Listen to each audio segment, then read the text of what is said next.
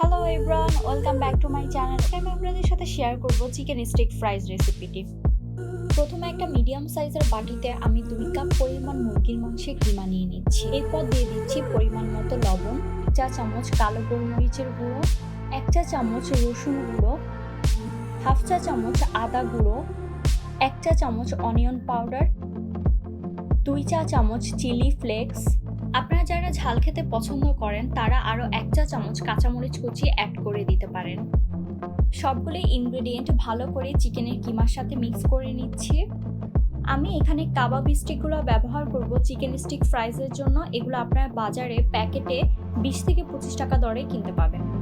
এবার 2 হাতের তালুতে আমি তেল লাগিয়ে নিচ্ছি। এরপর পরিমাণ মতো মাংসের কিমা নিয়ে আমি কাঠিতে চেপে চেপে লাগিয়ে নিচ্ছি।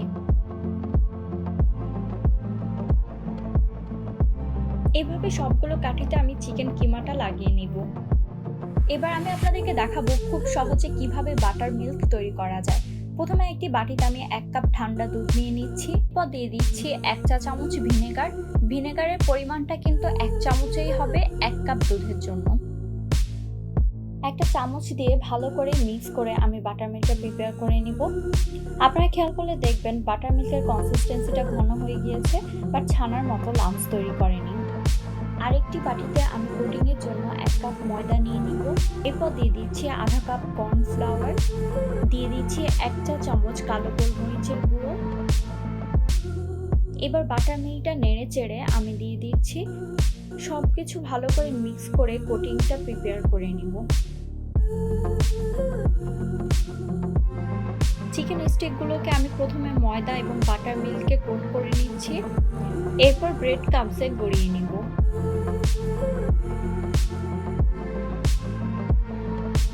এক এক করে সবগুলো চিকেন স্টিকগুলোকে আমি কোট করে নিয়েছি। এবার 15 থেকে 20 মিনিটের মতো আমি এগুলোকে ফ্রিজে রেখে দিচ্ছি। চুলায় একটি প্যান বসিয়ে তাতে আমি পরিমাণ মতো তেল দিয়ে দিচ্ছি এবং 20 মিনিট পরে আমি চিকেন স্টিকগুলোকে ফ্রিজ থেকে বের করে এনেছি।